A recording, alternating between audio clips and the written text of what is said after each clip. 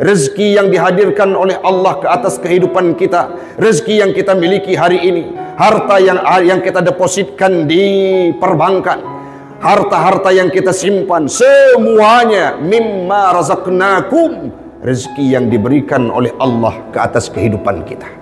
Lantas mengapa kita sombong? Mengapa kita merasa pelit dan kikir? Mengapa kita merasa bakhil seolah-olah harta itu milik kita sendiri? Ingat, mimma razaqnakum.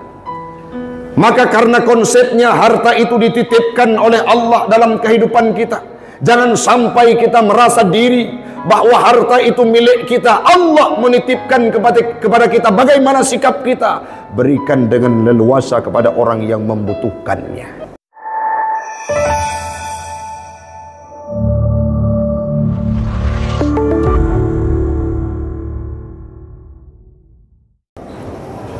Faya ibadallah, ittaqullaha haqqa tuqatih wa la tamutunna illa wa antum muslimun.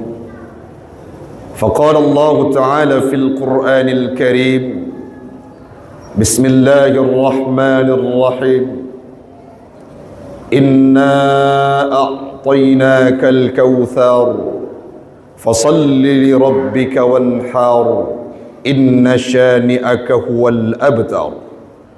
Wa qala ta'ala fi ayatin ukhra, fakulu minha wa at'imul ba'isal faqira. Wa qala an-nabi fil hadith, man wajada lahu as-sa'ah falam yudahhi fala yahdur musallana. Sadaqallahul azim wa sadaqan nabi rasuluhul karim wa nahnu ala dhalika minasy syahidin wasyakirin. Ilahi anta maqsudi wa ridhaka matlubi, a'tini mahabbatak wa ma'rifatak. Jamaah sidang solat Jumat sekeyakinan seakidah yang kami muliakan, marilah sama-sama kita di awal perjumpaan kita pada siang yang mulia ini, kita memuja dan memuji Allah yang telah memberikan kita kesempatan untuk bisa hadir menunaikan sebuah kewajiban, yakni menunaikan solat Jumat dalam kondisi berjamaah.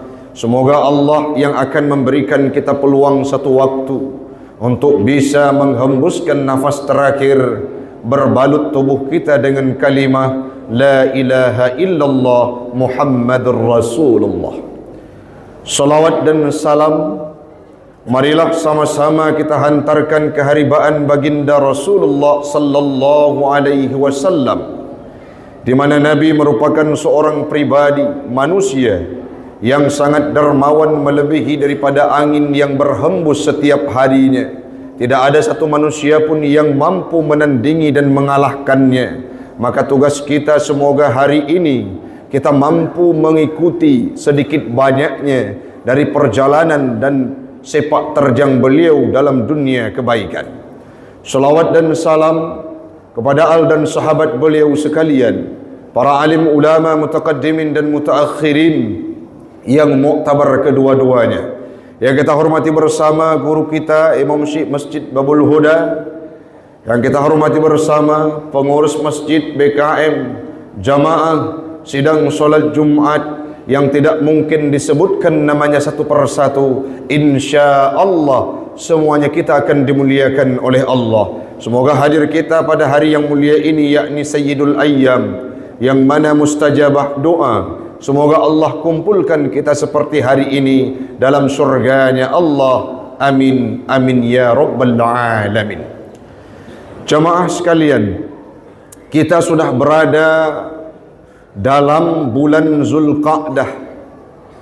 Akan hadir satu waktu di mana Allah memberikan tanda-tanda kekuasaannya, alamat dan dalil kekuasaannya terhadap sebuah sejarah dan sebuah pengorbanan yang dilakukan oleh dua insan pilihan, yakni Nabi Allah Ibrahim dan Nabi Ismail, yang tepatnya kita rayakan dalam bulan Zulhijjah. Apa perjuangan tersebut? Diberikan dengan nama udhiyah, atau yang lebih akrab disebut dalam kehidupan kita dengan pengorbanan. Di sini perlu kita sampaikan bahwa seharusnya dan semestinya orang-orang yang berKTP-kan Islam, kita yang merupakan seorang Muslim, orang-orang yang menganut pemahaman Islam, mereka adalah pribadi yang sewajarnya dididik, digojlok, diberikan pemahaman bahwa akrab kehidupan mereka dengan berkurban, berinvestasi di jalan Allah, memberikan sumbangan, berderma, dan mengulurkan tangannya terhadap jalan Allah yang beliau ridai. Tidak terkecuali dalam kehidupan kita hamba Allah jamaah sekalian, kalau kita mau menganalisa dan melihat berapa banyak ayat-ayat Al-Quran itu yang memberikan pesan, wa anfiqu mimma razaqnakum, berinfaklah kalian terhadap harta yang diberikan rezeki oleh Allah dalam kehidupan kalian.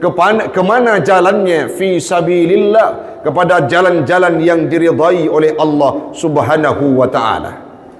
Kalau kita mau melihat di sisi yang lain, salah satu rukun Islam yang kita kerjakan dan wajib kita lakukan, yakni menunaikan zakat. Zakat itu definisinya mengeluarkan harta yang sifatnya wajib dengan aturan tertentu. Kita berikan kepada orang-orang yang mustahak zakat. Artinya kita bersedekah harta kepada orang-orang yang membutuhkannya, yang sifatnya wajib. Itu merupakan salah satu aktivitas yang mesti dilakukan oleh umat Islam. Berbicara terhadap pengorbanan, seharusnya umat Islam ini adalah orang yang melakukan kurban secara spontanitas. Kenapa?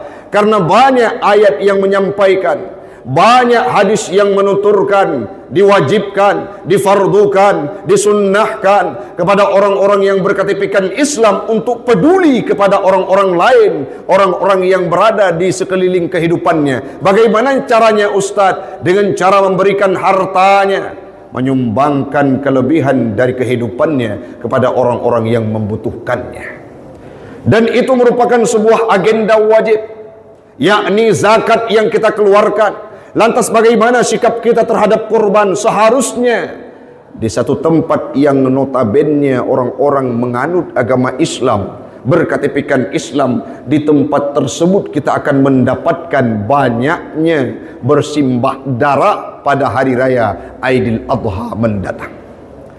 Namun apa yang kita lihat hari ini, walaupun disampaikan dalam hadis, disampaikan dalam ayat firman Allah, tetapi berapa banyak orang-orang yang punya harta, mereka kikir untuk mengeluarkan hartanya berkurban pada hari raya Aidil Adha.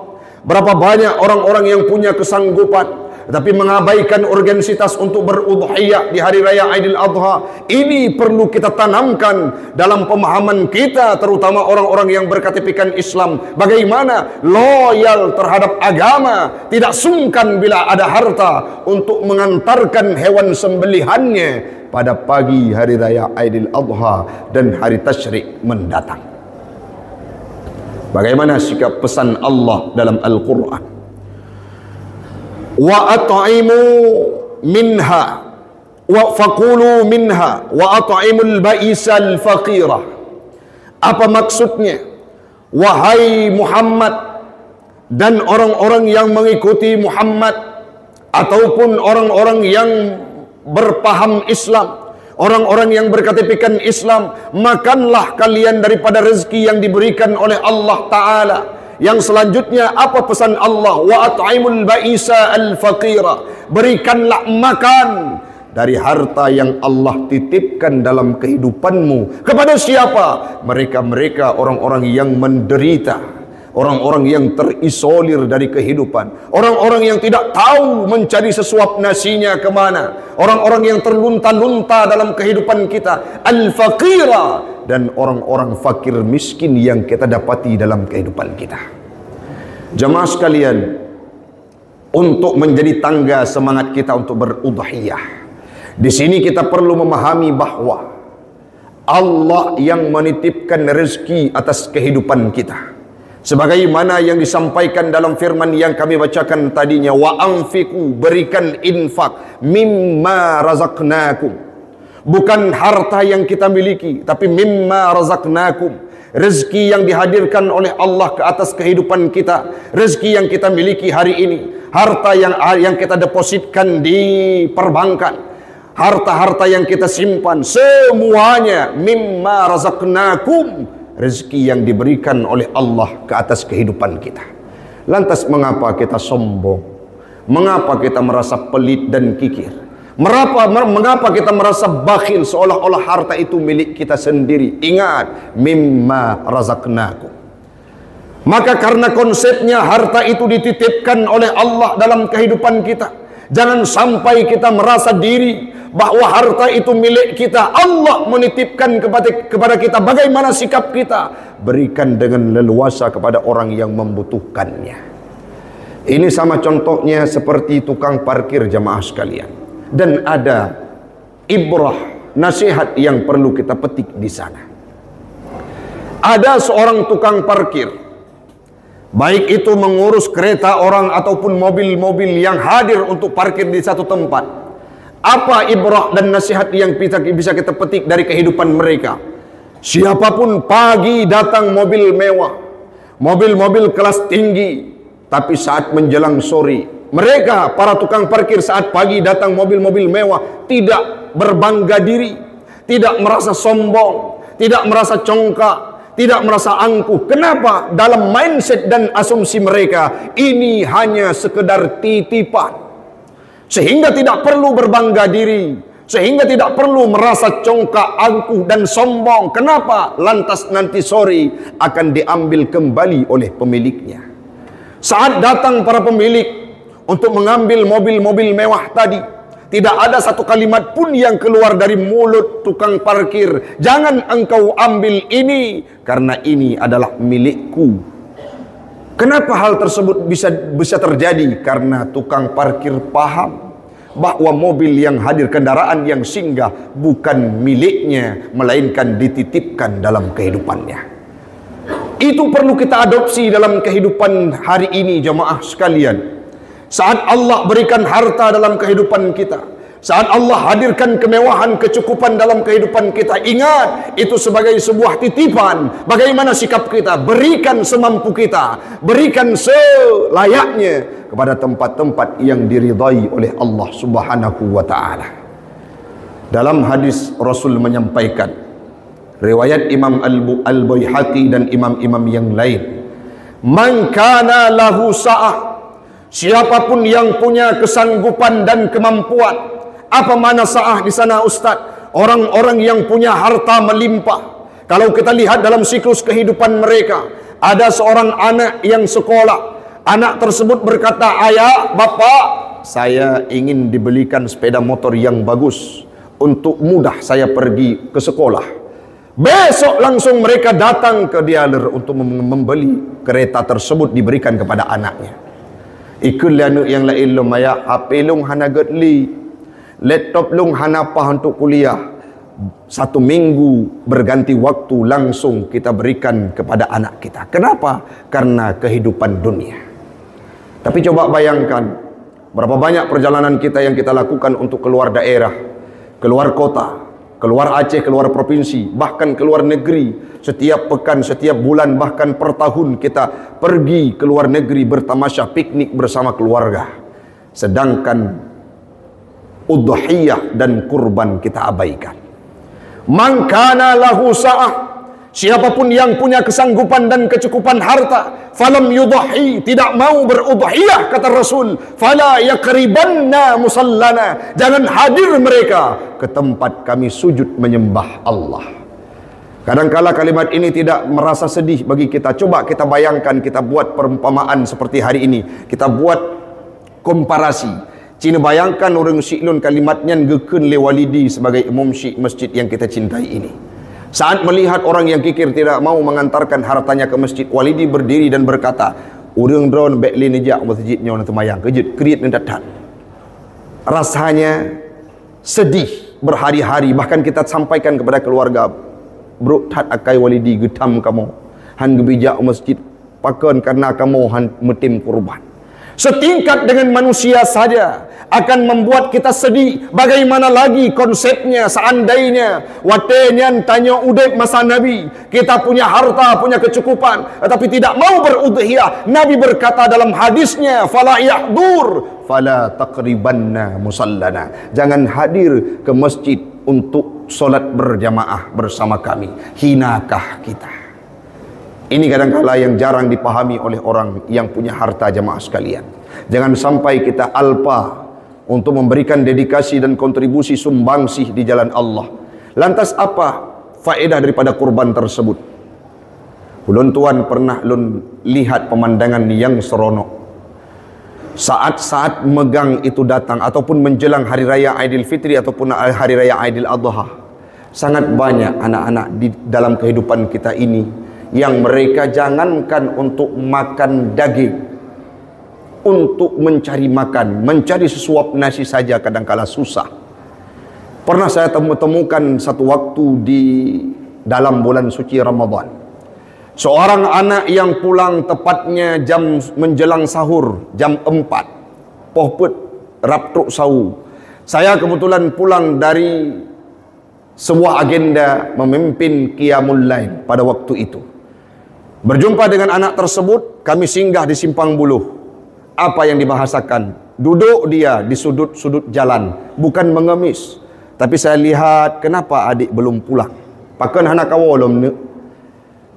Dia bangun menghampiri kami, ijak iputau dengan kamu ikut.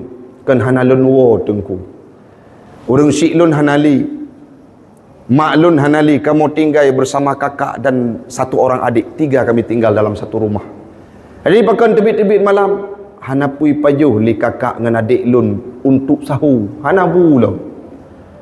Jadi pebutnya, saya tidak mau mencari sedekah untuk mengemis. Tapi kalau ada orang yang menanyakan, saya sampaikan. Kalau ada orang yang memberikan kerja, saya mau melakukan, tujuannya untuk bisa bawa pulang nasi ke rumah. Itu baru satu cuplikan kehidupan anak-anak yang terisolir dalam kehidupan kita. Lebih-lebih menjelang hari raya Aidil Fitri dan hari raya Aidil Adha. Bayangkan, seandainya banyak orang berkurban seperti di wilayah kita sampai 50, 56, 60 sapi setiap lebaran hari raya Aidil Adha, itu menggembirakan, membuat hati-hati para fakir miskin, terutama anak-anak yatim dan piatu yang mereka tidak tahu mengadu memanggil seorang ayahnya. Tiba-tiba hadir panitia kurban membawa daging tersebut. Tidak hanya bisa dimakan, tapi bisa dijual untuk dibelikan pakaian hari raya. Segala sesuatu bisa dipenuhi dengan berkat adanya kontribusi kita, yaitu berkurban pada hari raya Aidil Adha. Dan ini perlu kita sikapi untuk kita tingkatkan kualitas ibadah kita di hari raya Aidil Adha. Yang selanjutnya, sebagai semangat, dalam kitab Syarqawi, Imam Syarqawi, Hasyiah Syarqawi, beliau menuturkan bahawa azzimu dhahayakum fa innaha ala sirati matayakum. Hal tersebut diungkapkan oleh Imam Rafi'i dan Ibnu Ruf'ah. Apa yang mereka sampaikan, besarkan udhiyahmu pada hari raya Aidil Adha. Kenapa? Fa innaha ala sirati matayakum. Karena udhiyah tersebut menjadi tunggangan, menjadi kendaraan untuk kita melewati sirat yang seperti rambut terbelah 7. Kalau ada hewan udhiyah yang kita korbankan dalam hari raya Aidil Adha, pastilah akan berdiri seekor tunggangan nantinya. Watena dibangkitkan oleh Allah Ta'ala di padang mahsyar. Tiba-tiba kalau kita berudhiyah dulu, tiba-tiba akan berdiri seekor binatang yang tidak pernah kita lihat dalam kehidupan kita. Tidak sabuk binatang di samping tempat kita dibangkitkan. Saat kita melihat, langsung kita berkata, man anta, siapa engkau? Dijawab oleh korban tadi, man ana, siapa aku? Ma'arafta, apakah engkau tidak kenal siapa aku? Tidak. Ana kurbanuka, Saya ini adalah kurbanmu, allazi qarrabtani, yang engkau kurbankan fi yaumi Aidil Adha, yang engkau kurbankan di hari raya Aidil Adha, taqarruban ila Allah, dengan tujuan untuk mendekatkan diri kepada Allah dan ikhlas melakukannya, sehingga berdiri tegak satu kendaraan, irkab ala dhahri, atau runglon dikenle binatang tersebut, sehingga kita mengendarainya melewati panasnya padang mahsyar, bahkan mampu kita lewati sirat yang begitu halus. Bayangkan dampaknya bagaimana jemaah sekalian. Hari ini bagi kita yang masih ada, yang punya harta, masih ada waktu kurang lebih beberapa pekan ke depan untuk kita berikan investasi, berkurban di jalan Allah, yang mana manfaatnya akan kita terima sendiri setelah kita dibangkitkan di yaumil qiyamah nantinya.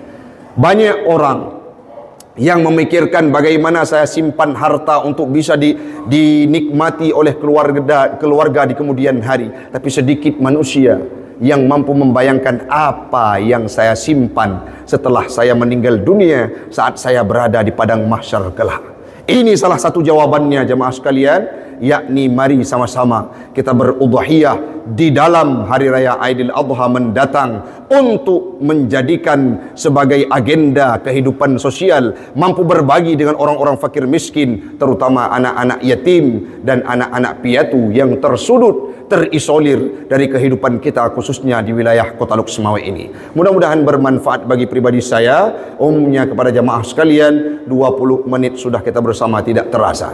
Mari kita bacakan rukun doa al-khutbah, harap disimak supaya sah Jumat kita pada siang yang mulia ini.